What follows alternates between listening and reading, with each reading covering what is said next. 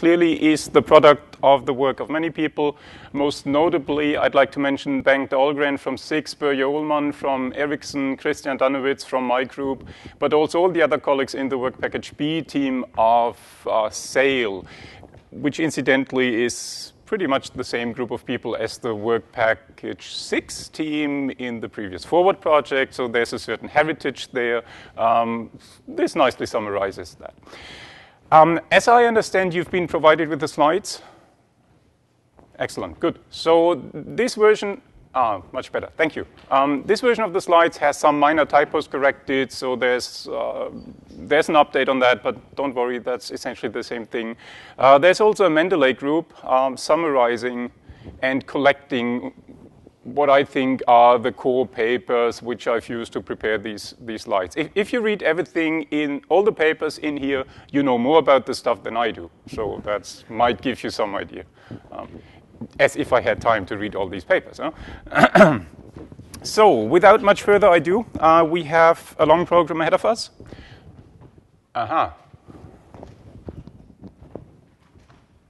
Okay, this is not what it's supposed to look like. There's text up here and text down there. So let's skip the overview. What does the internet do today? You know, the stuff with all the routers and cables, etc., etc. What does it do? It does essentially three things. It distributes data.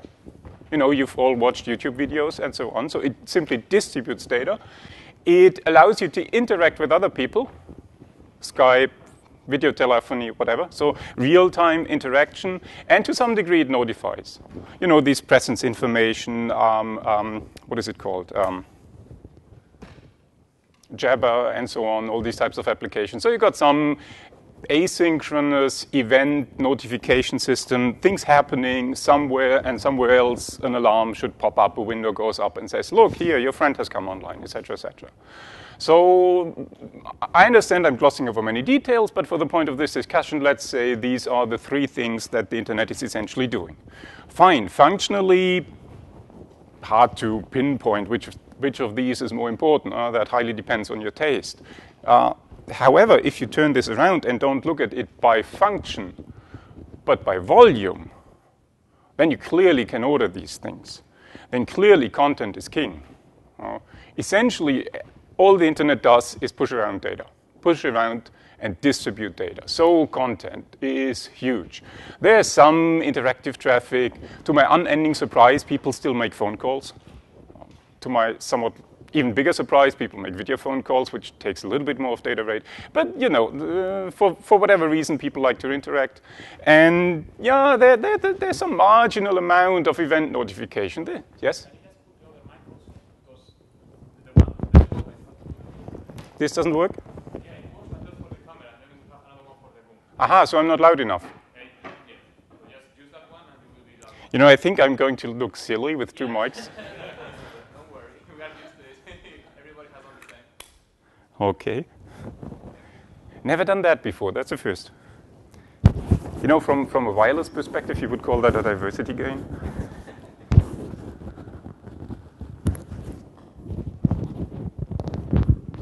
Like this? Yeah. Okay. Right. So a good example of event notification. Some status change, and I got an event notification to put on the mic. Now, not only is there a lot of content being distributed, it's also highly diverse. It's not just huge bulks, it's also very different bulks. So, you know, pick your choice. I don't know whether you believe in Google or believe in somebody else or believe in Cisco or whatever. Pick your favorite statistic. So people saying there's 10 to the 12 unique URLs. There's 4 to the 10 to the 9 web pages in 2012. That's a little odd. There's fewer web pages than URLs, even 4 years later. So, you know, don't believe in all these marketing numbers unless you forged them yourself. Lots of second-level domains in the DNS system, etc., etc. You know, lots of stuff there. So it's huge. It's different. It's causing a lot of overhead. It's causing a lot of traffic. When you talk to providers, they are worried about they have to pay for the same data being pushed across an inter-provider link repeatedly over and over again. And that is simply nonsense. It's simply nonsense what we are currently doing in the internet. Hence, a couple years ago, 5, 6 years ago, I think this idea started that let's do this differently. Let's not build the internet currently as we are doing it from the architectural principles we have. I'll talk about that in a moment, but let's rethink what we actually want to do with the network, and let's build our architecture suitable, make it suitable for this particular purpose. Let's make it suitable to distribute content, and if sort of in passing it also is good at interactive, a little bit of event notification, even so much the better, but that's not such an important thing. So let's make it good at content distribution. Great. So what's today's internet architecture? I'm sure you all know what the internet is and how it works, so I don't want to bore you with all the details. Just let me point out a couple of the salient points here. So core abstraction in the internet is you identify interfaces. You don't identify nodes. You don't identify machines, strictly speaking. You identify an interface. That's what is named. That's what you point at in your architecture. You identify an interface. You give it a name. And then you build a scheme which allows you to push a data packet from one such interface to another interface. That's usually called, this name you give is usually called an IP address. I'll harp upon name versus address for about half an hour later on, so be prepared. That's one of my pet peeves here.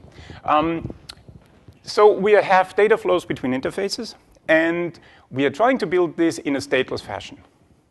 We're trying to be as stateless as possible. You don't want to store any intermediate state in the core of your network. That is the architectural principle. You know, then you get into all the finer details of that, like the end-to-end principle, fate sharing, et cetera, but that's not so important for the discussion here. You want to be stateless. Why do you want to be stateless? Well, state in a router is bad, is considered to be bad because it takes up memory, it takes up processing, you have to inspect your state, you have to do this at link speed. Just for a little thought experiment, do a little back of the envelope calculation. Imagine you have a 40 gigabit per second link, and you are pushing through 1,000-byte packets. How much time do you have to process the packet header and decide on forwarding if you have to do that at link speed? Yeah, surprising results there. So be stateless because stateless is fast. Stateless also has downsides in the sense you can only do so much. You can't do arbitrarily complex things if you're stateless. So what this results in is the so-called host-centric or ID-centric communication style. You find both, strictly speaking, the latter is a little bit more precise if you call it ID-centric in the sense of an identifier of an interface. The entire architectural style is focusing around the fact that you give an identifier to an interface of an individual machine, which could have many interfaces, et cetera, et cetera. Now, so that means that you concentrate all your thinking on who to communicate with. It's always who. Who do you send a packet to? Whom did you receive it from, etc. It's always the who. And that's great. That's great for the interact style, because that's what you want to do. You want to interact with one person sitting at one machine. Well, great. Let me say it's reasonably okay. For the interact style, you run in all the problems of mobility, you run in all the problems of, one person switching from one machine to another. You come home, switch your phone call from your cell phone to your smart television set, whatever. That's not that great, but it's okay. It's acceptable for the notify thing. It's horrible for the distribution of data. It really, really is not what you want to do if you are supposed to distribute data. Why? Well, you end up with having the naming scheme highly overloaded. It becomes pretty messy what you are actually giving a name to. In the sense, it's no longer clear when you actually want to identify a piece of data, how to name that. Currently what we are doing, we typically give it a URL. Unique resource locator or unique resource identifier. The unique resource identifier had the right idea to say, okay, this is a piece of data, we give it a name, irrespective of where this piece of data lives. But that's not what we ended up with. What we ended up with, de facto, is that we are giving names to data sitting in one particular location, so it gets turned into a URL, into a location. It says this video clip sits on that machine at this place in the file in the file system, roughly speaking, with a couple of good caveats there. So you end up with having problems like this file not found thing. Data is moved around. It's no longer living at the same place where it used to live. But your name does not reflect that. Your name thinks it's sitting there. So you introduce a discrepancy between having a name talking about where it is, but actually not caring about where it is because you want the data, you want the video clip. You don't care whether it came from this or that part in the file system. Actually, you don't care which machine it came from. Do you? When you get your video clip? You don't really care which YouTube server actually delivered it to it. And you don't really see it, so the URL system is kind of capable of doing that. But if you look into the details, if you study complex web server farms in detail, you are jumping through a lot of hoops. You're jumping through a lot of hoops to hide load balancing behind the URL, the HTTP protocol. It's not really meant for doing that. So wouldn't it be nice, and I'll have a couple of wouldn't it be nice here. Wouldn't it be nice to use a flat namespace to identify and to securely identify pieces of data for later on distributing them? Why a flat namespace? We'll discuss that in a second. Also, dissemination is inefficient when you are pointing to a location, because it might well be that you got the same data sitting in another location as well, and you might even know it, but your locator, your name doesn't reflect that.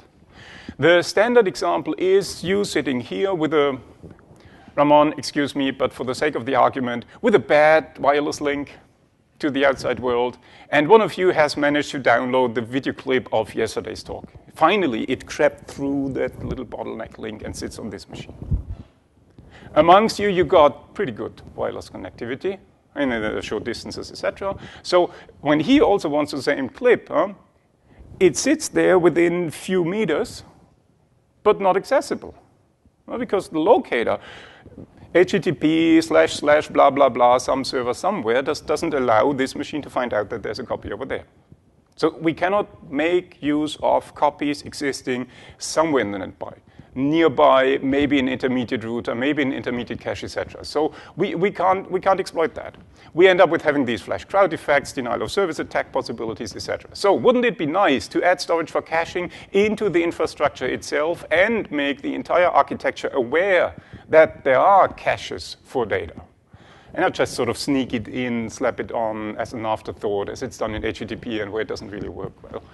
Also, security is host-centric. Typically, what you build the security schemes around, TLS, et cetera, is identifying and securing the identity of your communicating partner, of the machine. Where in reality, you just want to know whether you got the right data, unmodified, the real one, etc. So, claim is, we can solve all this stuff by rethinking the architecture, by turning this from a host-centric to an identifier-centric scheme. Okay, so the notion would be, just to juxtapose these two things very roughly, we have the host-centric style is connect to a server X and get the object B, where X should be trusted. You have to find X, you build a secure connection there, you got the object B there, and then you transmit it. Whereas in such an information-centric style, you just say get object B. Whether this is trusted or not matters not. Whether the machine is trusted or not matters not. You got a trustable copy. You can trust in the data itself by signing it, etc., etc. So that is what you really want to do there. Okay?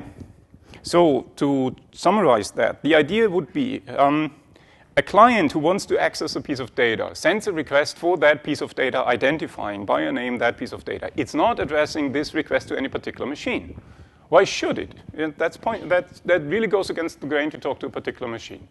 Routers in the network are able to understand these requests, maybe store the data locally, maybe understand that they have a copy, maybe can deliver that copy. If not, they can sort of push this request to where they think the data is available by various options available here.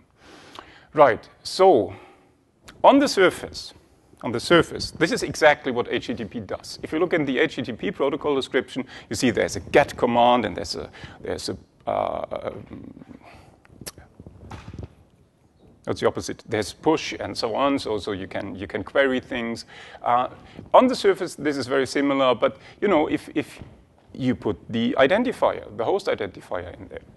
Now, on the other hand, you know, I got to admit, we weren't the first to come up with that idea.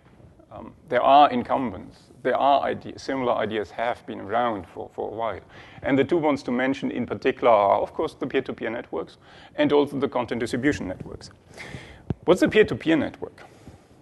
Peer-to-peer network, yeah, well, I actually do have a slide for that. What's a peer-to-peer network?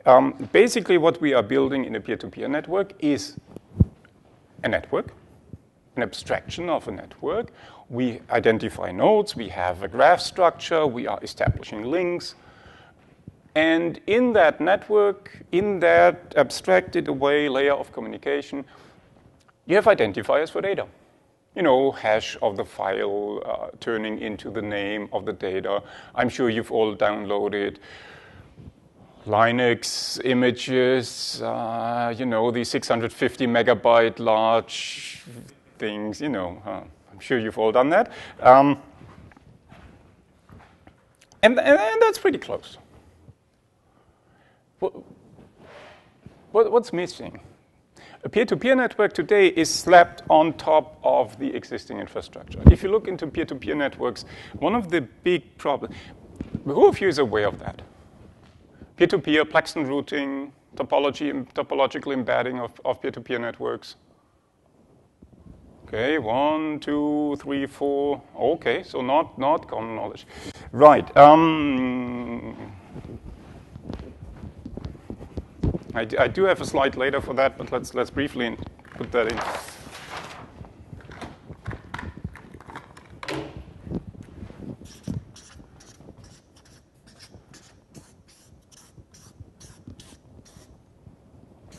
The internet. What do you got? You got machines, cables running between them, etc., etc.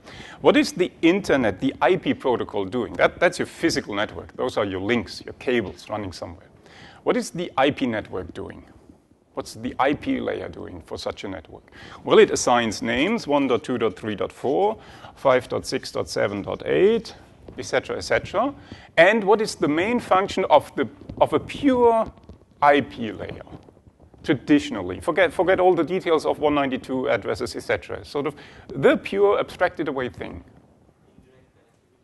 Meaning what? Well, connect, yeah. So when I inject the packet here, destination 5678, it will appear there. Oh, I think that's what you mean. So what IP does, it transforms this network into a logical view. I added a node. No, I think it's right. Where essentially all the nodes are neighbors, etc., etc. What IP does, it creates the abstraction of a fully meshed network. Every node is a neighbor on top of IP. Every node is a neighbor of every other node. Again, as I said, forget all firewalls and 192 and so on. That's nice. So you can imagine, sitting on top of IP, you can imagine that the entire internet is your immediate neighbor. Okay. So why do we bother? The problem is that these are many nodes. It's a large number of neighbors on top of IP. You've got a huge neighborhood. And now you want to search data, what a peer-to-peer network does. What a peer-to-peer network does is you essentially build a distributed database, and you want to know, given this identifier of a name, at which of my neighbors is this piece of data available? Well, essentially the same thing as we asked for the information-centric stuff.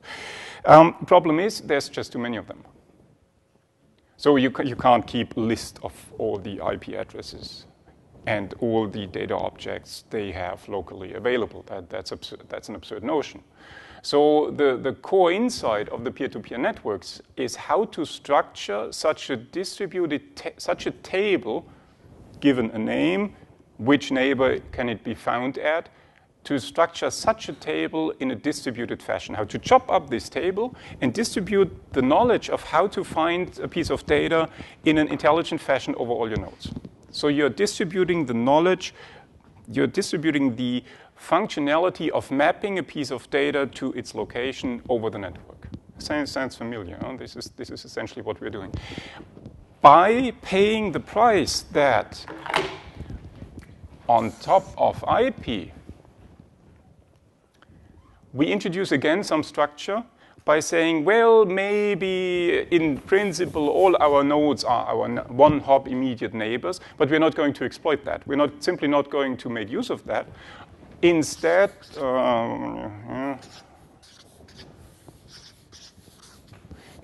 we are artificially restricting the set of neighbors to whom we are talking to. And the beauty of that is that you can build that in an intelligent fashion, such that you have nice distribution properties of these networks. Time permitting, we can go into a couple more details there. The main core idea here was the so-called Plaxton routing by Mr. Plaxton. That's what essentially all the early peer-to-peer networks built upon. So we are, again, introducing structure. It's a weird thing to do, isn't it? So first you have some graph, clearly physical links, clearly limited reach, local properties. Then you build a network, IP, you build an abstraction on top of it, where you turn everybody into one-hop neighbors of each other, virtually. And then you're throwing away this one-hop neighborhood again by restricting this neighborhood. Come on, you can't tell me that this sounds natural. It isn't, it doesn't. It also lacks integration. If you look into details, one of the main problems of these peer-to-peer things is what is called topological embedding. So you got this red graph, and you have an idea that this node should have 5 neighbors. Okay, log n neighbors, when n is your number of nodes. Well, which one do you pick? Ideally, you want to pick nodes that are, in a sense, close to you, but you also need to pick nodes that are far away for different notions of close and far. And constructing that is a non-trivial effort in the peer-to-peer community. Lots of research effort went into that, and still sort of not trivial to solve that. So this sort of, you scratching yourself on the left ear by the right arm, and it can't be nice. Okay. Right, etc. Then a couple practicalities. There is not the single peer-to-peer network. Even if we were to subscribe to the notion that peer-to-peer will solve our problem, which one? Which one is deployed uniformly? IP is fairly common. Peer-to-peer? No. Can't rely on one peer-to-peer system being uniquely and uniformly available. So it's not such a commonly offered service. Okay, so peer-to-peer, good ideas. We exploit some of them later on, but that's not going to solve the problems. Content distribution networks, the other main incumbent here. Content distribution networks basically arose from the need of the network operators with this notion that, look, Telecom Italia talking to, I don't know, Global Crossing. I'm sure you do. Huh? Yeah. Transporting data across this inter-provider link, it's the same video clip over and over again, and money flows. Nobody cares about packet flows. People care about money flows. So money flows between these entities, and that's a problem. You don't want to pay money. So essentially what you do, you're installing caches on both sides of these inter-provider links, such that any piece of data goes over this link only once. Okay, fair enough, good idea. Essentially, it solves the main problem. However, you need to play a lot of tricks to convince your HTTP protocol, your HTTP browser, to actually talk to this particular node as opposed to the node on the other side of your inter-provider link. A typical example are Windows updates. When you do an update for Windows, you might type in update.microsoft.com, but by lots of tricks in the DNS system, partially in the routing system, lots of different systems around, in the DNS systems, in BGP4, maybe in the HTTP system, you are redirecting, you're somehow making sure that this request actually appears on this particular cache at such a point of presence rather than on the original machine on the other side of these inter-provider links. The main player in this game is the company Akamai. You've heard about that one? Akamai? Yeah. Good. So Problem is they don't tell you all their little secrets. Understandably so, but still, there's a lot of black art involved there. So what is ICN doing? ICN is going to steal with pride.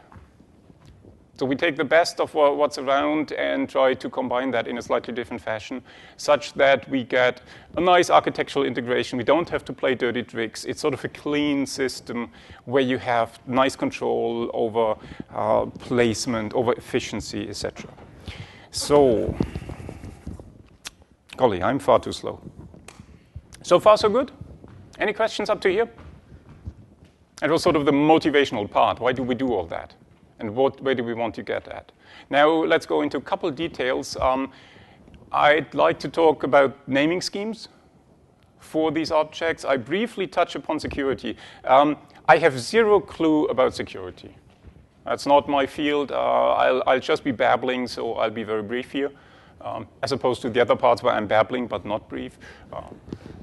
We'll talk about routing versus name resolution and forwarding and caching, and those are, I think, are the two most interesting parts here. Okay. Good? Excellent. Let's move on. Here it works. So, naming schemes. Just let's be brief here. What you have today is hierarchical DNS names, and the hierarchy is what essentially makes the DNS system work as nicely as it does. There's no question that it does reasonably work well. We got hierarchical or aggregatable IP addresses, which are mapped from the one to the other, and this URL URI thing. So we talked about that. What we want is I want names for the information objects themselves, video clips, file images, whatever.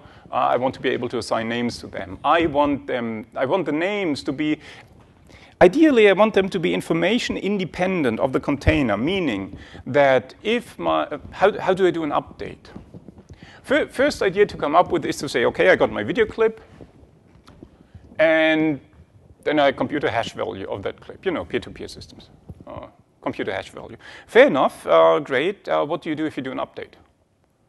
Video clip here, put first version 0, put online, then some editing takes place, jitter removed, I don't know what.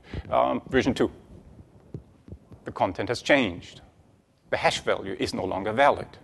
The hash value points to a different object. So such a straightforward idea to say, okay, let's compute the hash value and use that as a name is not really easily amenable to be used for updating. We need to fix that. Second point, what I want is that given the name, I can somehow ascertain that the object I have is the right one. I want to be able to check the integrity of the name with the data, the so-called name-data integrity. Given a name, given an object, I can somehow, in a computationally efficient manner, check whether the two belong together, whether this is the right data for this name. Some people call that self-certifying names. Questionable whether this is such a good name. The name doesn't certify itself, it certifies something else. So name data integrity is usually considered the better expression for that. Okay, that's something to solve. And the main big design question is, how do I structure my namespace? Do I want a hierarchical namespace or do I want a flat namespace? Meaning, a flat namespace is something where I have no discernible structure in the bit sequence. All the bits are essentially equal. Don't have the same value, but play the same role. In a hierarchical namespace, I can group my bit string into different parts, maybe same constant length, maybe different length. I can group them into different parts, and they play different roles. For example, going from roughly identifying something and then finer detailed, or they might have different functional roles there. We'll see examples for both. And then the question is, can I aggregate them? Is there a means to, again, computationally efficient, group together some parts of my namespace and identify that as belonging together and have, again, a name for that group? Maybe even computable in a simple fashion, maybe linear or something, from the individual group names. Or is this something I don't even hope for and say, okay, they look as random bit strings. I have no means or I have no idea how to group things here. Whatever you choose here has considerable consequences for how you do your name resolution and how you do your routing and forwarding.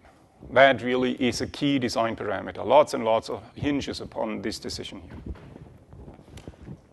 Right, let's look at a couple examples. The most popular of all these information-centric systems probably is the CCN system, content-centric naming system, content-centric networking system coming out of Park, Van Jacobson being the main driver behind that. Many people might know a video clip of Jacobson talking, I think it was at Google, if I recall correctly, 2008 or something, about these ideas behind all that. And that certainly kicked off lots of people to look into that. So the naming system introduced by the CCN system is actually a fairly conventional one. Basically what it says is we do human readable names. We do them hierarchical. And we use the well-known idea of the URLs, in the sense that we have some part in our name which is globally routable, which every node in the network needs to understand that this part here goes there. Globally forwardable would be the correct name, but this is something which you can globally identify. Then inside such a part of the name, you can introduce whatever you want from your own organization, notion being these are organizations, and inside you can do whatever you want. This needs only be recognizable from inside your own organization. And this entire thing, these two parts of your name, sort of build the name that is created by an application. Think of, I don't know, a web editing system like Typo 3 or so could generate such names automatically. Content management systems might do that. Then behind that part, you add on some additional information. You can add explicit versioning information, saying this is the version created at a particular timestamp. That's actually pretty nifty. That's pretty useful to be able, you've got the versioning control built in directly in your name, basically allowing you to say, okay, even if I have only this and I have here the versioning part explicitly represented, hierarchy in the name, you can identify things. If you have a later version, that still might be good enough. Think of, I don't know, the main article of El País for each day. Each day they got a different one, so you end up having a new version every day. And maybe that's the right thing for that to build. And second thing they introduce as sort of add-on is a suffix to support segmentation, allowing you to chop up a large piece of data into individual parts and think packets here. This goes down to individual packet level. Now, roll that around on the tip of your tongue for a moment. What does that mean? That means that your naming system introduces means to identify individual segments. Where do the segments come from? The segments essentially, eventually, when you get down to it, come from the fact that your underlying network technology only supports maximum segment sizes. I don't know, an IP network, an Ethernet network, whatever. Optical might be different. So you have maximum segment sizes. So depending on over which network, what is your maximum segment size over your individual route, you are reflecting that in your object name. Personally, I find that strange. There are good reasons to do so. It's actually a fairly efficient thing if you are able to identify that, but it also takes away flexibility. Of course, then, supposing you have the same data transported over two different paths in the network with two different maximum segment sizes, you are either ending up with the least common denominator, the smallest of these, the smallest of all the foreseeable segment sizes, which turns inefficient over the path with a larger segment size, or you have different segmentations along different routes, which is as such not a big deal, but it is reflected here. So segment number 5 over this path and over that path mean different things. The 5th segment over a shorter segment is different bytes in your byte sequence than segment number 5 over the other one.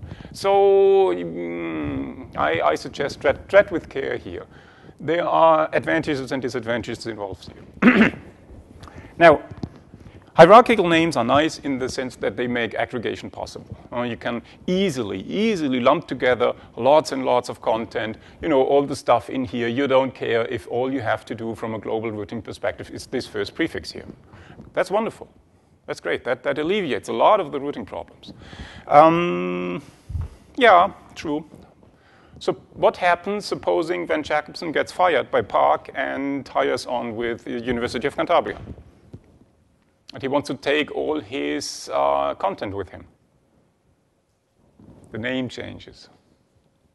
It's still the same content, but it's now no longer park.com.jacobson/whatever. It now turns into cantabria.edu.jacobson.something. Again, we got same content under different names. Just because some organizational thing, something exterior to the entire networking architecture has changed. Yeah, I don't know. I don't know about you, but that's not what I want. I find that a strange notion. Just because something exterior to the networking architecture happens, I would not want that to be reflected in my name. I want to have the option to do so, but I don't want to be forced to do that.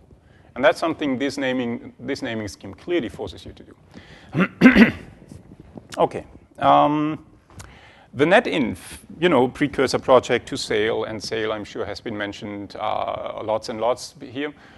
So had a so-called NetInf work package, network of information. And it also came up with its own naming scheme, and it's also hierarchical, but in a much softer fashion, in the sense that it only distinguishes 3 different parts of your name. It identifies a type, which gives you some information of what is to follow, for example, which hash function has been used. It uses a hash function of a public key computed on the, applied to the actual information, and it has identifier attributes, a couple labels, which are given by the so-called authenticator, this authenticator here being the second part of your name. That tells you how to get from the name of the object to the corresponding public key of the publisher of the object. Similar schemes have been proposed before. The so-called donor system is something that certainly rings a bell here, quite influential in the 90s for that. What this naming scheme does, it gives you name persistence even if ownership changes. It nicely separates the notion of an originator and an owner of the data. You can move around ownership, can support versioning, can support name data integrity, etc., etc. It turns fairly complex. If you go into the details, it turns into a fairly complex system, in particular this supporting owner and owner and publisher and the versioning scheme. Long and complex thing. There's one paper, Matteo, help me. Your colleague, Jovan, what's? Say again? No, not Stephen. He was at Telecom Italia. Yeah, golly, my name. Yeah, so we both don't remember, but it's the same guy. Jovan something or other, a long paper on all the details here. So it got simplified a little bit. In the context of Sail. In a sense, it's only syntactic sugar. It's a slightly different representation. So basically, we are back to this URI style of formatting, where we do have the authority, basically the authenticator, algorithm, and digest values being something like example.com is the authority to talk to check whether this is right.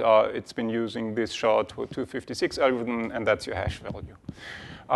Basically, there's an internet draft for that. Stephen Farrell has been pushing that a lot. I think I'm sure it's still being updated with the hope of getting this into RFC at some point. So the side remark, there's a couple places to look at in the IETF. There's the Decades Working Group, IETF.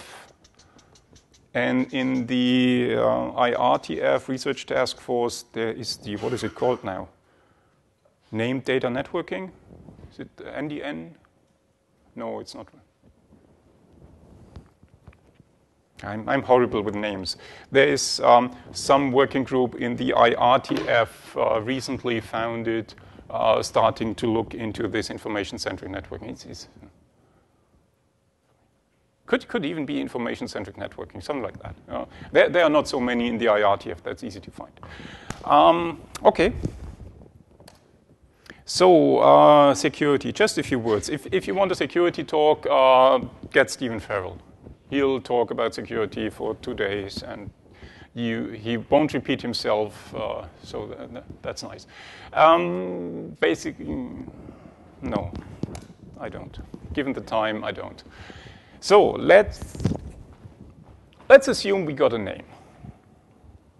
How do I find a piece of data? And let's backpedal a little. What are the main options we have? The main option we have, number one, is to use one single namespace. So I'm Holger. He's Matthias. Matteo. We are forming a graph here, don't we? Suppose I have some maximum reach. That's sort of, well, clearly we are the nodes, and I have him and him and him and her as neighbors. I want to talk, no, I want to talk to Ramon. Ramon is even further away. So Matthias can talk to Matteo, Matteo can talk to Ramon. Can I build a routing scheme using just our first names? By routing, I mean the following. What is routing? Routing is the process of, given a graph, given names assigned to my nodes, routing is the process of constructing data structures, for example, a table, that allows me to then later on forward a piece of data towards that destination. Forwarding, on the other hand, is the process of, given these tables, given a packet that is supposed to go somewhere, use the information in the table, decide to which of my neighbors I'm supposed to talk to get the packet somewhere. Okay?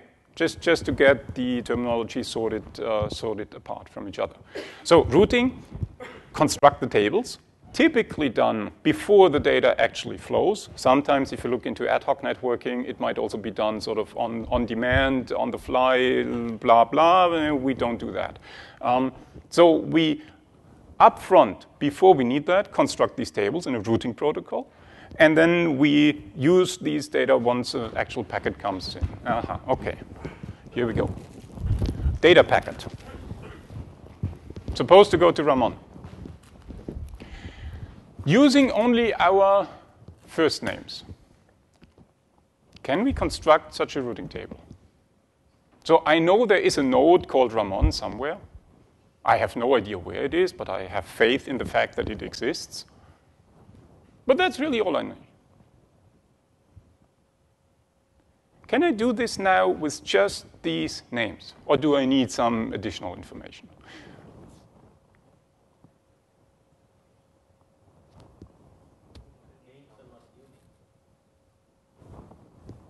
Who else is called Ramon here? Broadcasting. Ramon, please raise hand. Ramon. Cheating, huh?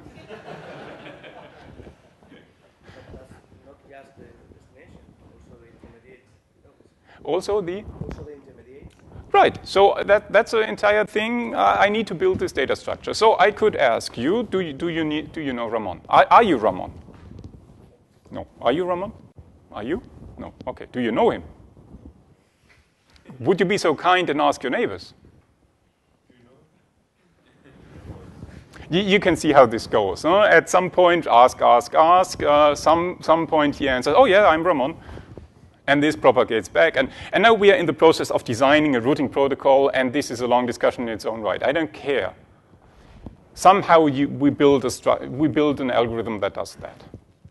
My point is, what is the information I'm actually constructing? The information I'm actually constructing is a table with the following columns. It says destination node, next neighbor to talk to. It says Ramon. In order to talk to Ramon, talk to Matthias. Oh, it even worked. and so on and so forth. Do we need something that is called an address? What is an address? We don't need such a thing. We did the entire process based on names. Admittedly, it presupposed that I can distinguish my neighbors, that I can distinguish neighbor Matthias from, etc. Fair enough. Huh? Then that might be a good, a valid requirement to make. So, based on names in a graph, I can do routing and I can do forwarding. I only need names. I only need a single namespace. What is an address? In everyday usage of the word, my address is, my office address is Warburger Straße 100 in 33098 Paderborn, Germany. That's an address. Why is it turned into an address? It's turned into an address because I was assigned that office building. If you look at this bit string, Warburger Straße, blah, blah, blah, in its own right, what is it? It's a name, but for something else. It's not a name for a human being, it's a name for something else. It's a name for a building. And my office room is 03267, so it's actually the name of a door. When it comes down to it, it's a name of a door. So we have a namespace of doors in all the buildings in all the world, complex namespace, complex structure, but it's a namespace. And then we have humans with names. The one turns into the address of the other by binding the two things, meaning once I moved into that, I got assigned an address. So what is an address? An address is a name from another namespace being assigned to some other name. So my name still stays Holger Karl, irrespective in which office I live. I hope so. Still stays Holger Karl. And by virtue of being assigned this particular office, I'm assigned an address, namely 0326 and blah, blah, blah. I also have addresses in the namespace of telephone numbers. My phone has a name. It's +49 525 blah, blah, blah. That's the name of this bloody telephone. It turns into my phone address by virtue of me being sitting in front of it. So going back to this routing discussion, do we need addresses for routing? No, we don't. You only need names. Routing and forwarding are processes that only take place inside a single namespace. As such, only takes place inside a single namespace. IP does essentially this exact same thing. IP, these 4-byte thingies, they are names. Despite the fact that they're commonly called addresses, they are names. They name an interface. And then you do a routing protocol on them, and then it tells you that in order to go to IP name 1.2.3.4, you need to talk to your IP neighbor with a name 5.6.7.8, whatever. So routing always takes place using names. Names might have very different structure, they might look very different, but it's nonsense to talk about routing on addresses. This makes zero sense. Routing only takes place inside a single namespace, inside using names. Okay? Hence, a side remark I'm going to make later, which I might make also now. Every routing is name-based. There is no such thing as non-name-based routing. Some people like to distinguish between name, or like to sort of claim fame or claim a particular property for some routing protocols by saying this is name-based routing. This is like saying this is wet water. Of course, it's name-based. What else should it be? So don't let them fool you. If somebody says it's name-based routing, they said it's wet water. So that's trivial. Right. So single namespace. What do? We have a graph. We have nodes. We have edges. Our nodes are typically annotated with maybe a single name, maybe a unique name, but not necessarily so. Did we need uniqueness? In the discussion just now? Did we need uniqueness? No, we didn't. Perfectly fine to have non-unique names, actually fairly common. A node might have several names from the same namespace, from different namespaces. Perfectly fine. I could, I often feel like I am schizophrenic, so I might just admit to the fact and assume several names. Perfectly fine, perfectly okay. What does it mean? That would mean that in the context of a routing protocol, I would answer to different names. Let's say I also answer to Peter. So when such a routing protocol, flooding packet, blah, blah, blah, comes up and says, are you Holger? Yeah, I am. Are you Peter? Yes, I am too. I'm also Peter. No problem. No problem at all. What happens if we have non-unique names? Andreas, let's turn you into Holger. Okay, so we got 2 Holgers now. I doubt we have a third one. No, excellent, good. So what happens if we have non-unique names in the network? What happens if up there you guys start searching for Holger? I say yes. Yeah, he says yes, and he says yes earlier than I do because I'm further away. So he will use this Holger. You up here, you'll talk to me. Is that a problem? That's not a problem, that's a feature. That's called anycast. Anycast means pick the closest node that answers to a particular name. No problem at all. Actually, most routing protocols are capable of doing that, and there usually is no problem with that. So that's what we do. We build a routing protocol, building structure, telling us where then later on to forward the packet. Forwarding is often overlooked because with typical routing tables, it's an almost trivial exercise to do forwarding. And because it's so trivial, this function is sometimes not regarded as being there, when matter of fact it is. So now what do we want? What is a good routing table? Or what is a good set of routing tables?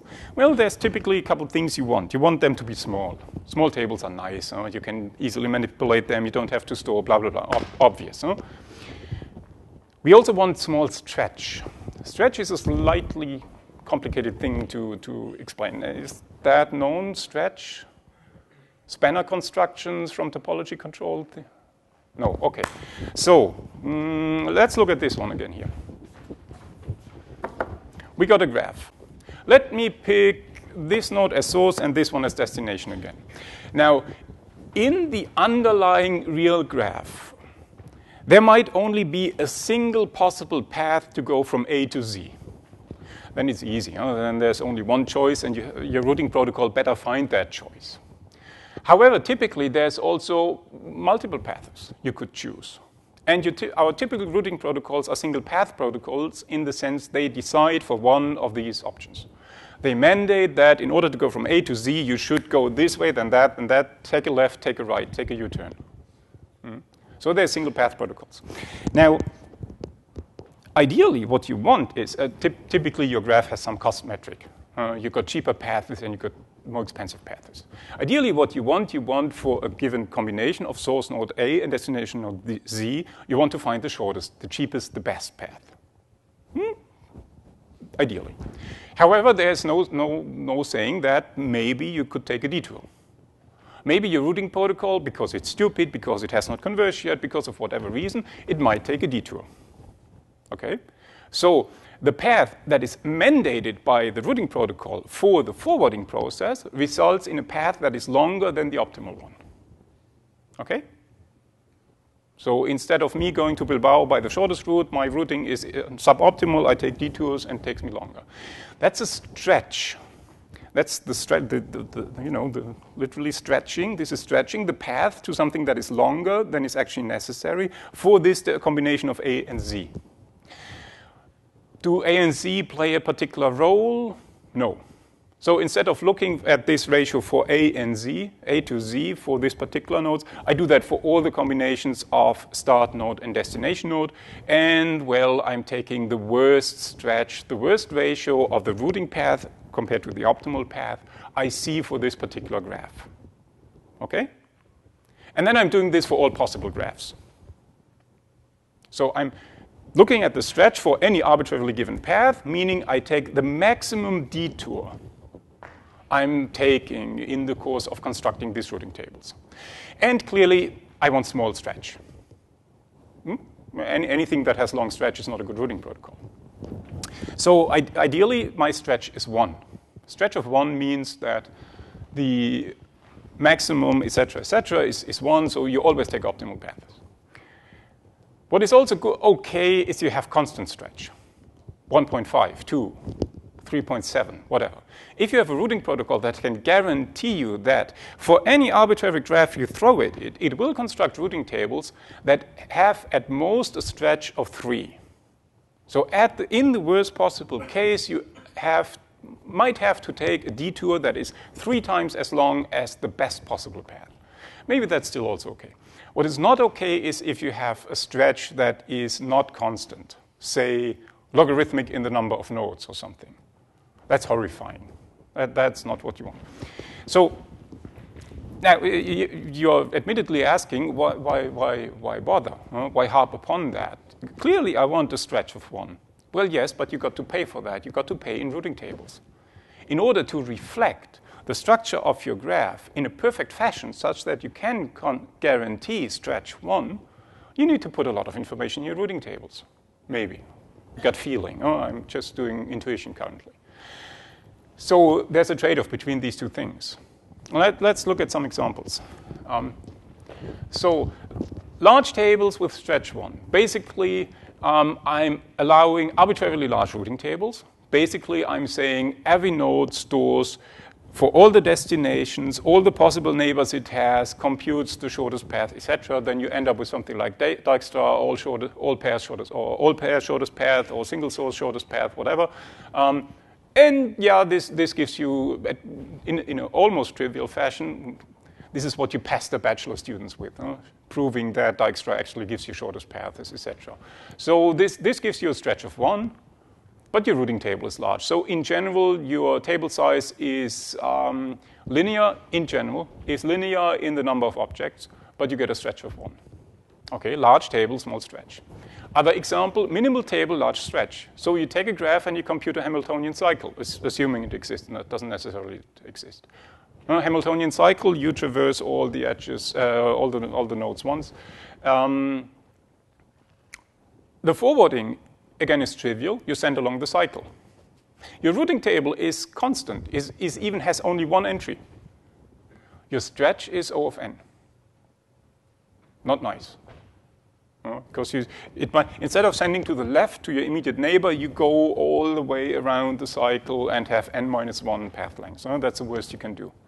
O of number of objects. So obviously there are some trade-offs here, and interestingly enough, we can generalize that. There are known results on how these trade-offs in general look like, what is achievable as possible combinations for that. How these trade-offs work out depend on who controls name assignment. And this now has to do with the notion of aggregating names. So how did you choose where you want to sit? Here. Arbitrarily. It doesn't have anything to do with your names. Are you sorted alphabetically? I doubt it. You're probably not sorted in any fashion whatsoever. But that's inconvenient for a routing protocol. Routing on our first names here. There's no discernible structure. I cannot exploit the fact that to the left of me there's A to L, and to the right of me there is M to Z. If there were, that would make my life to construct routing tables easier, because sort of the first bit I can use that to left or right. Am I allowed to re-Christian you? Yes, no, okay, different opinions in the audience. If I am allowed to control what you are called and what you are called and what you are called and what I am called, if I can do that, if someone can do that, if the network can do that. Intuition is I can assign names in a fashion that is nice for routing, where I can nicely aggregate, where I can group things. Okay? What's the internet doing? Well, you know all these discussions about IP address shortages, etc., etc. That's essentially because we have to group, we don't have to, but we want to, group nodes that are topologically similar that are attached to at similar points of the network with similar, recognizably similar addresses. If, on the other hand, I have no means of controlling that, if an adversary, a bad guy, tries to sneak in, and let's make this life difficult. Let's pick names such that all routing has as tough a life as possible. Then this trade-off is going to look different. Okay? So the question really is, who assigns names?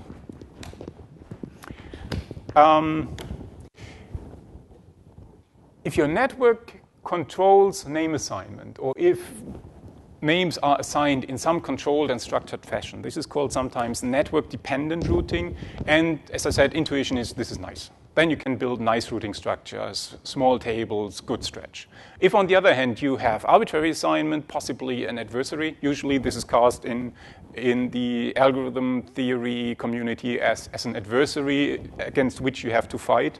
And then the question is what knowledge and what power the adversary has. Let's assume the omnipotent adversary here, knowing all the graph structure, et cetera, et cetera. And this is called network-independent routing. And, you know, intuition also is clear that this will make life difficult because you have to represent exceptions. And let's look at one example for that. So only got one slide for that. Let's look at the network-dependent case for a moment, typical IP thing. So let's look at a very small network, 16 nodes, one router in the 16 nodes, one router in the middle. And, you know, I got 4 interfaces, and here I've assigned names in a nice fashion, in a sense. No? You know that these nodes up here behind this interface, 1 to 6. If you do this binary, you see that, or you don't because it's too small, you see that they have recognizable bit patterns in the initial bits, and here you got other nodes, and here you got other nodes. And by longest prefix matching, the standard procedure for IP forwarding, you can come up with a very small routing table. By the way, this is a nice example where the routing and the forwarding and the name assignment sort of all intermesh and only work together because you know how to build that. You cannot use this routing table unless you do a forwarding based on longest prefix matching. If you just use forwarding with prefix matching, you end up with wrong results here. So the fact that you have indeed a fairly non-trivial forwarding allows you to have smaller routing tables. Else you end up doing something like that or much less aggregated. Okay, I think that should be known to everybody. This is sort of bachelor level networking.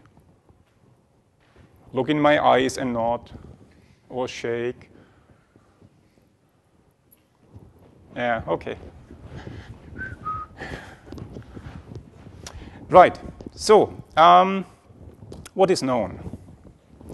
For network-dependent routing, quite a bit is known. And these results are true for arbitrary graphs. For graphs of arbitrary structure. The internet is not an arbitrary graph. The internet is a highly structured thing. Losing structure because of various things, but essentially it's a highly structured thing. So for arbitrary graphs, what you can build forwarding tables that are essentially square root of n. The little wiggling thing here means up to logarithmic factors. So there might be log n factors involved, but we don't care about log n. That's too small change to bother. So essentially square root of n per node, guaranteeing a stretch of 3. You know something about header sizes, et cetera, et cetera. You can do a third root of n for stretches of 5. So you see the interdependence here. Larger tables gives you better stretch, smaller tables gives you worse stretch.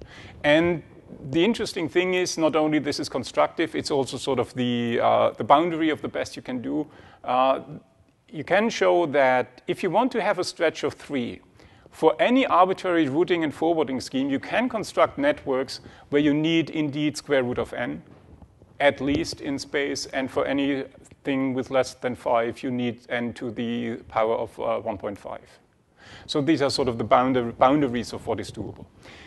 For arbitrary graphs, I stressed that a couple times, for arbitrary graphs, when you can construct the network to be as nasty as it possibly could look like. The internet is not an arbitrary graph. Hence, are our routing tables in the internet square root of n? No, of course not. They are much smaller.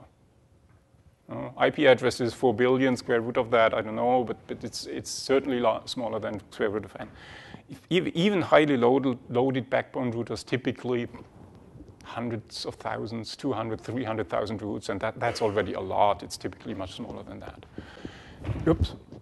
The downside of this, in this theoretic context, the downside is that all this requires centralized routing computation, and it requires knowledge of the entire graph to guarantee these boundaries. If you want to read up on that landmark paper, famous paper from 2001, Thrope and Twig. So, is that what we have to live with? Unfortunately, no, because this doesn't really apply. The network-dependent case does not really apply for the ICN case. Why? Network-dependent meant I have a graph where I can assign names to nodes in a controlled fashion and then do my routing. Well, in the ICN mindset, life is slightly different.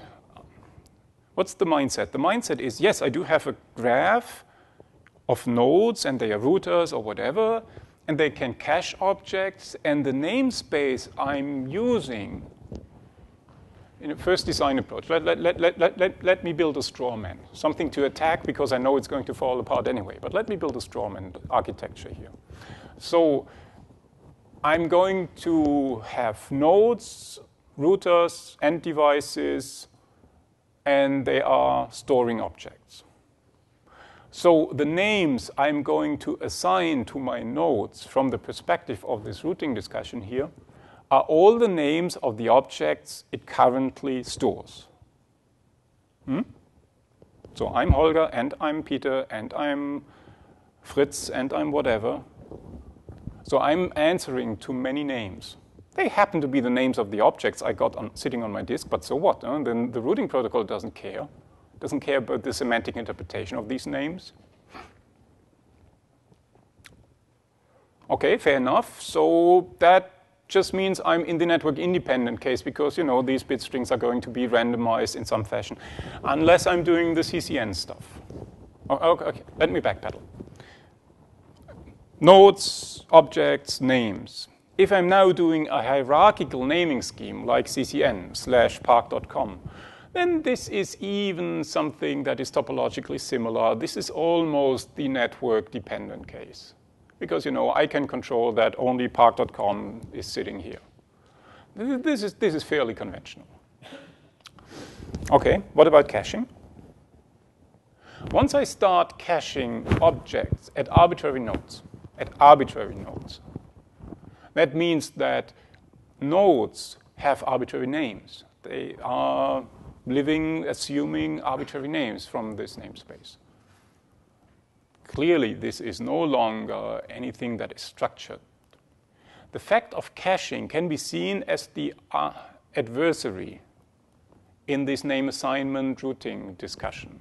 Because the caching structure, by coincidence, caching could mean that this node pops up at this node over there, completely destroying all the carefully constructed structure. Yes, but only in a limited fashion. I'd like to postpone that question, please. We'll come back to that in a moment. That's why I said arbitrary. If I want to cache at arbitrary nodes, names pop up at arbitrary places in the network, and I've left the network-dependent naming regime. Caching really is a problem for that. On top of that, this is going to be fairly dynamic. I could still say, okay, how often do I cache something? It's going to happen rarely, and maybe I don't have many caches. Okay, then I represent some exceptions in my routing tables. Okay, they get a bit larger, blah, blah, blah. That's essentially what the content distribution networks do. When you drill down to it, this is why the content distribution networks do work. They relatively rarely change their caching structure. They're willing to have relatively large routing tables, representing exceptions, etc., etc. Although the namespace, what they work with, is comparable. The namespace is large, but the number of objects they work with is relatively small. So that's all kind of doable, and when you change your caching assignments only rarely, you might even have time to do a central recomputation, etc., etc. Yeah, but that's not what we are after. What we are after is something much more dynamic. Any node can pick up data sitting in some cache somewhere, dropping from the cache. Dropping is not, yeah, that's also a problem. You also have got to change your routing. Dropping from the cache, that is hopeless to do this in a centralized fashion. Completely. It's absurd to entertain the notion. It's hopeless to try to recompute all your routing tables all the time then. So we clearly, definitely are in a highly dynamic network independence setting. Well, what is known about that? You know, theory usually really is useful. For the network independent setting, also lots and lots is known. I'm just quoting a couple of results. Surprisingly enough, even in the network independent setting, you can guarantee a stretch 3 with square root of n routing tables. Surprise. That was really a surprise in 2004 that this is doable, and provably so. You can generalize that, and there for larger stretches, this differs a little bit from the network dependent case. But still, still, this is not nice. Square root of n.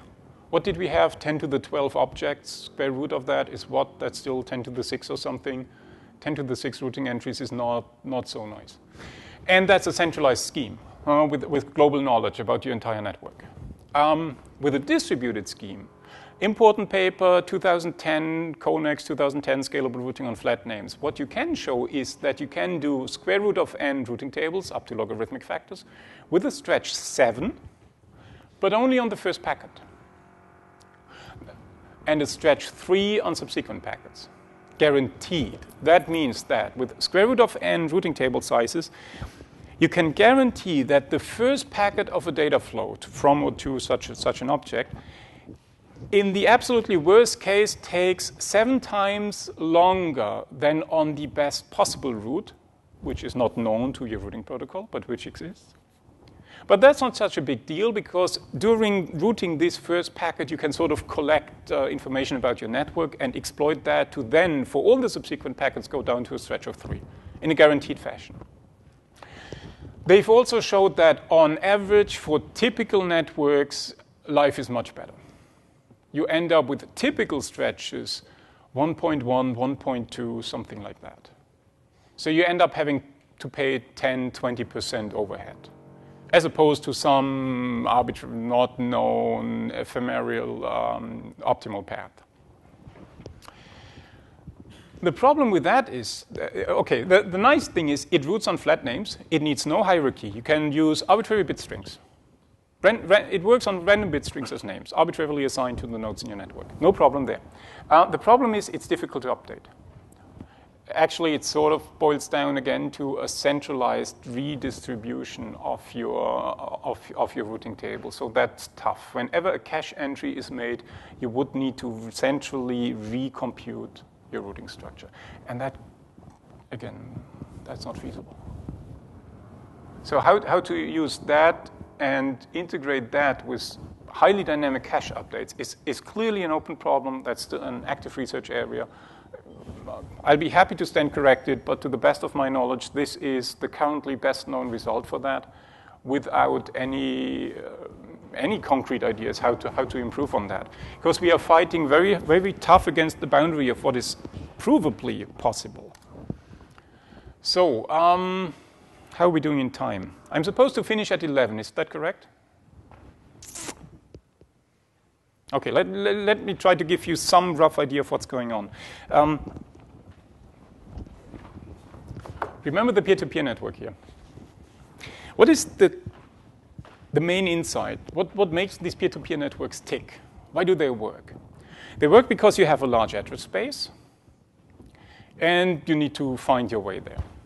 Well, you can sort of do hop, hop, hop. You can hop around this address space in a linear fashion, giving horrible performance.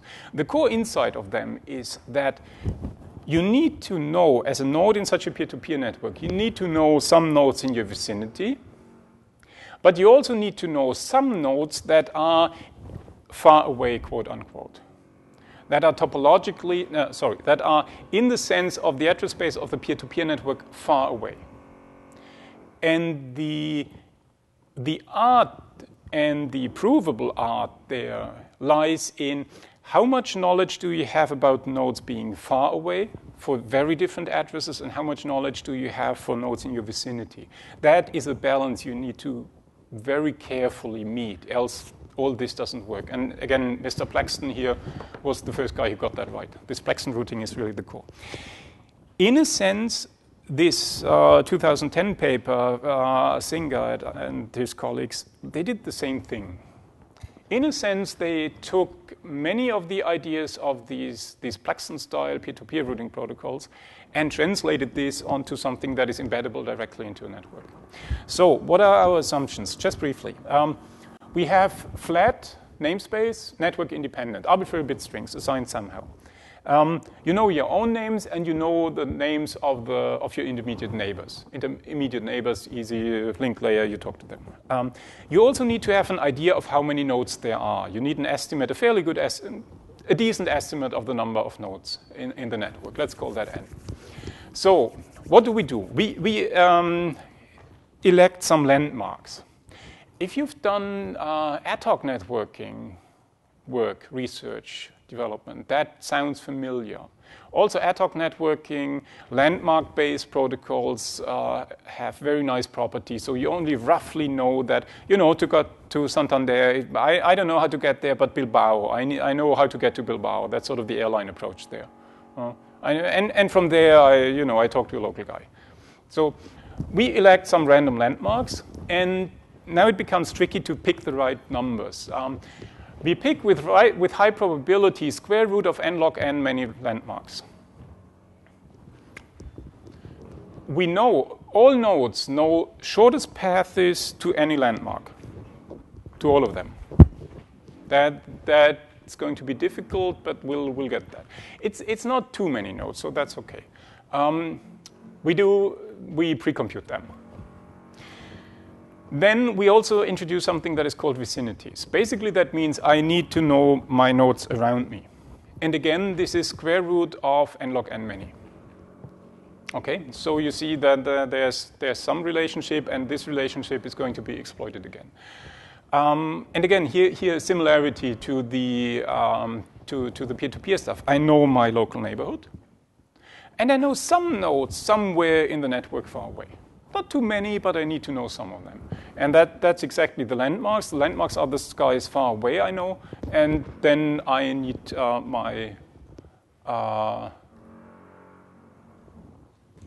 each one knows one landmark. Okay. So now what is an address? I just realized we're not doing routing here, we're doing name resolution. Anyway, okay. What's an address? I do assign a different label I do assign two different labels to my nodes. The second label I'm going to call an address, and that is the name of its nearest landmark and the route to get from the landmark to V. So the address, quote unquote, of Santander is Bilbao and follow 8, exactly. Highway number 8. Roughly the idea. Then I built a distributed name database. I built a name database storing all these name address pairs. How do I do that? And this is really where the nice thing is. This database I'm distributing among the vicinities.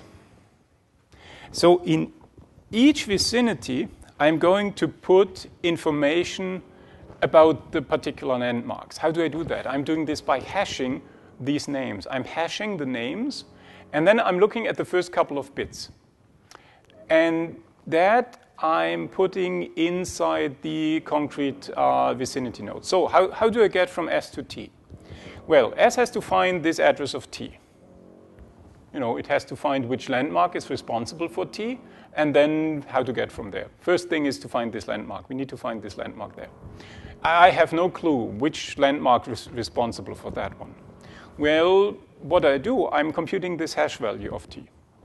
And then I'm looking around in my vicinity, in my own local vicinity, for that node which has the longest prefix match for that node, whose hash has the longest prefix match with the hash of the destination.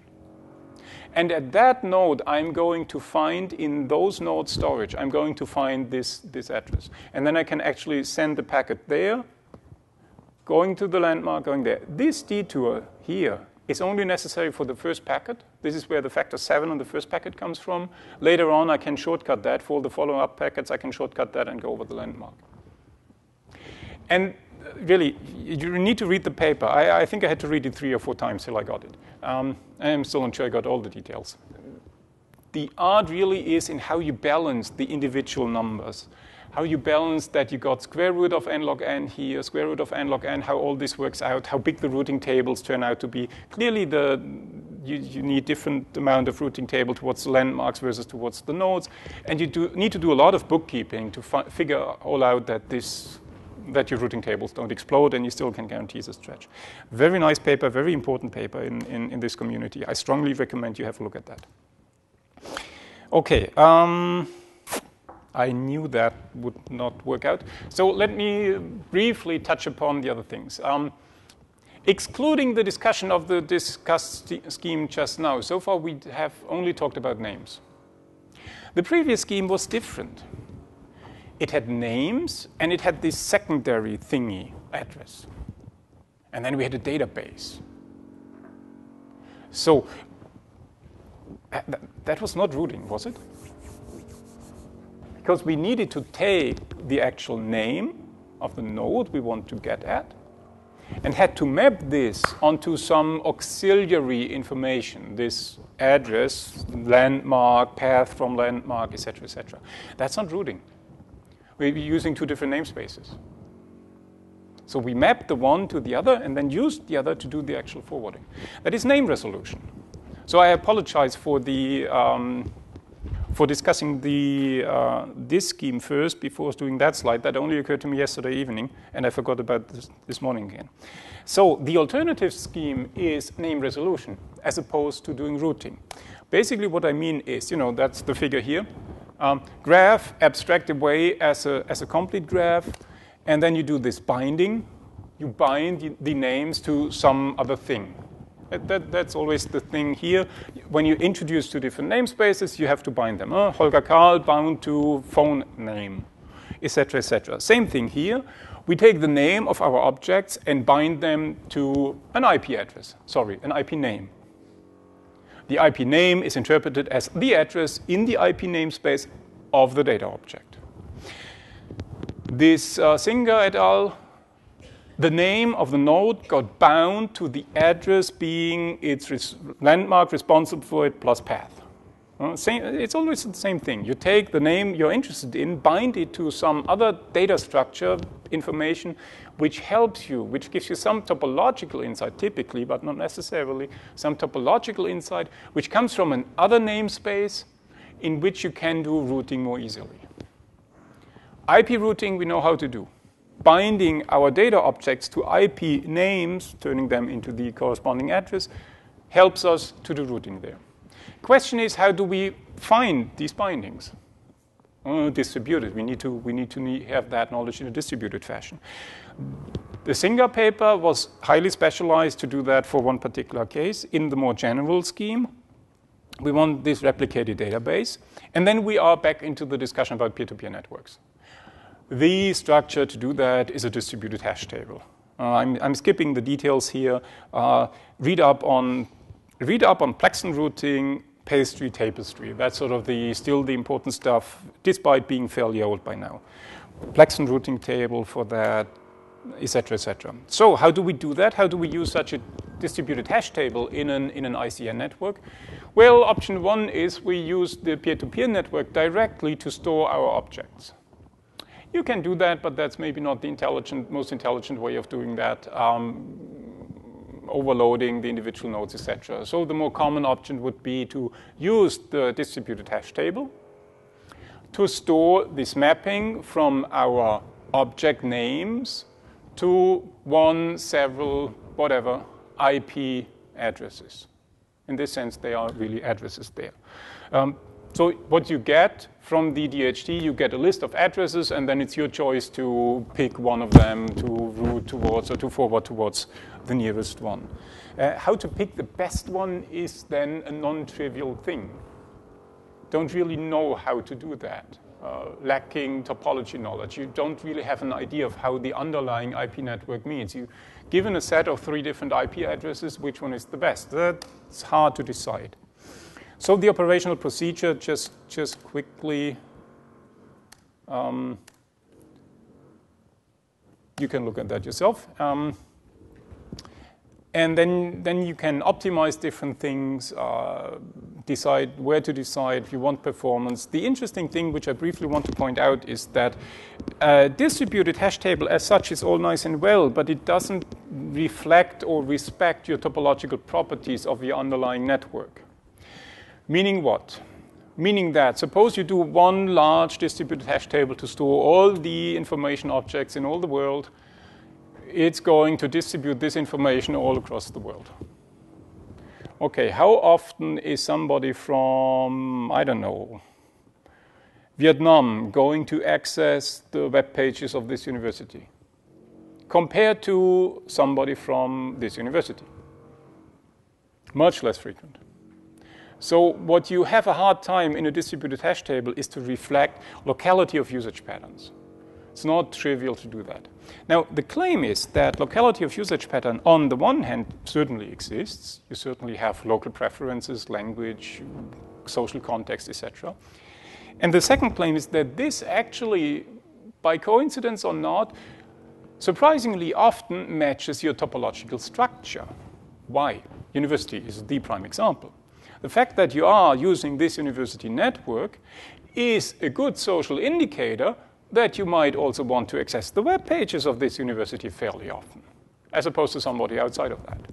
Hence, lacking any concrete social context information, what do? We can use the topological neighborhood as a proxy for that.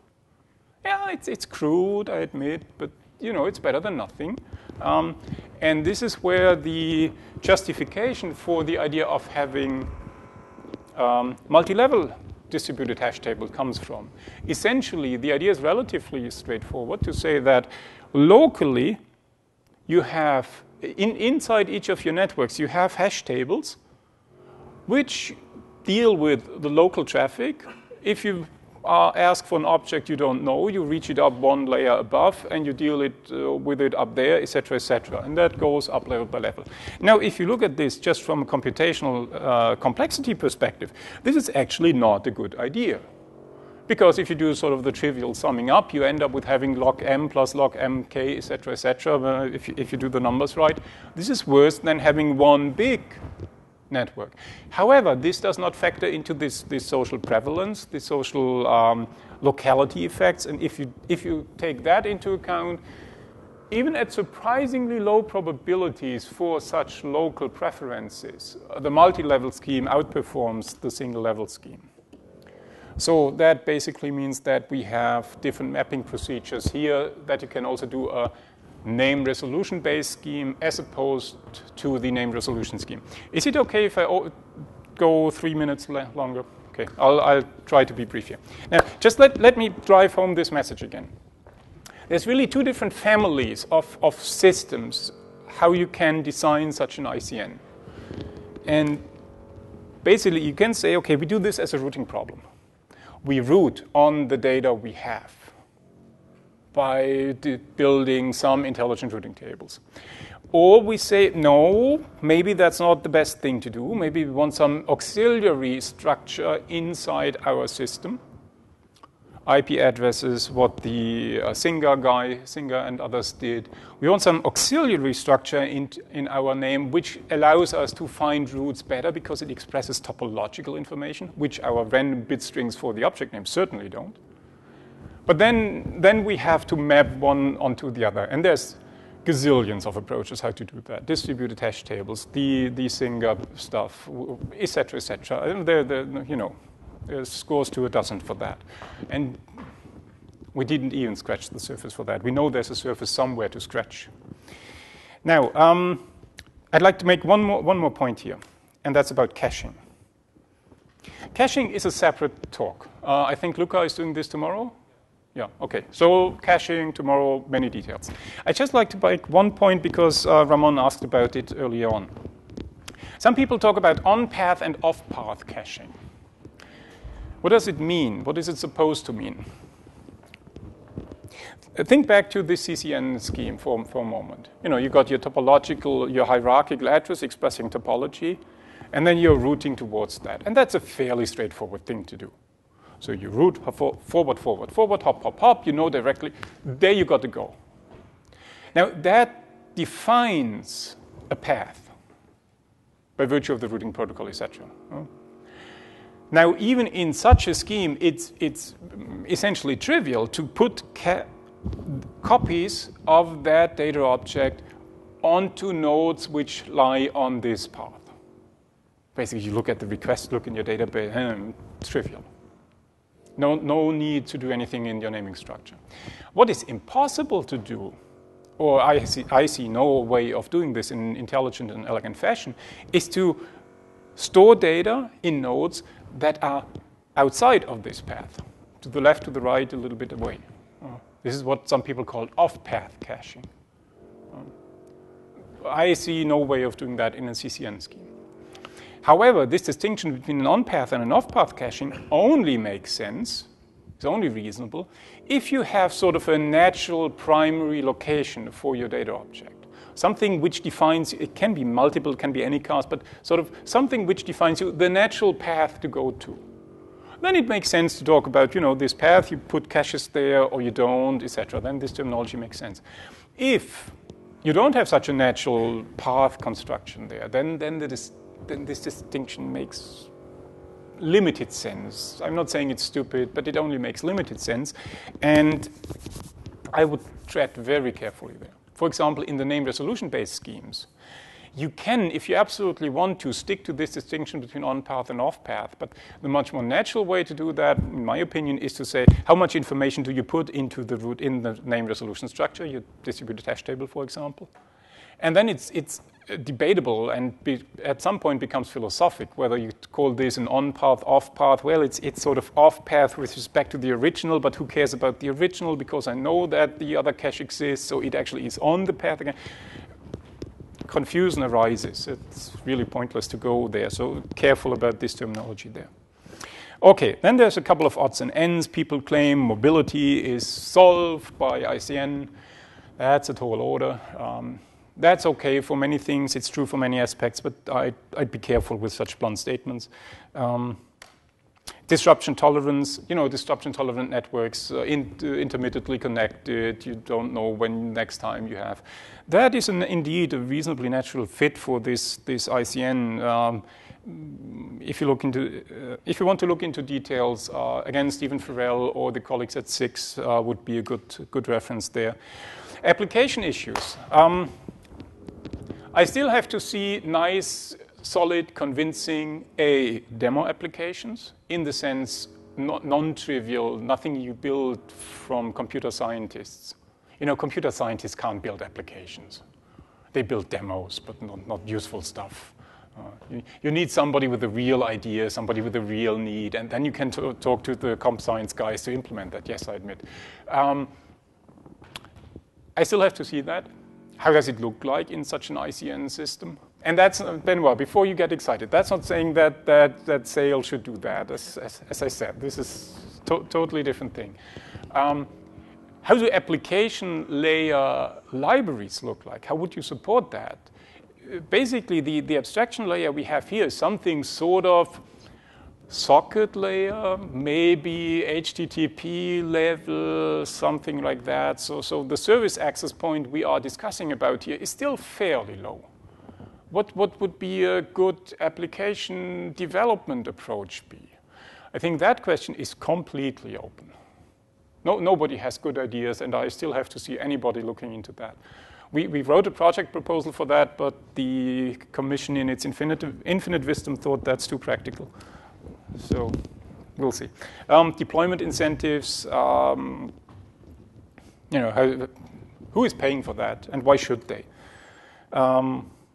different actors for that. Copyright, interesting discussion. Copyright, illegal intercept, also the interesting discussion in this context. How does this interact with ICN? Who owns information? Who can control that? How does this relate to privacy?